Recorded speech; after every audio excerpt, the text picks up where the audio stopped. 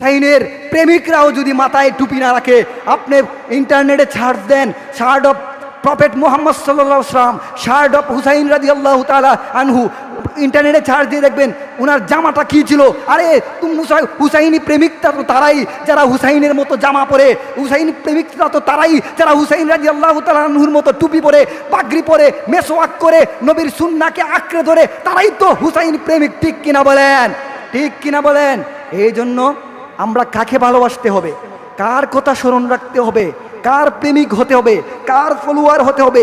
আফসোস, আজকে এই কারবালার মাস আবার খেলার মাস।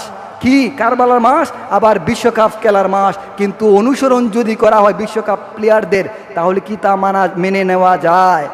মেনে নেওয়া যায়? তাহলে পিয়ারে হাজিরিন, আল্লাহ তাআলা আমাদেরকে তৌফিক দান করুক, হুসাইনি প্রেমিক বানাক।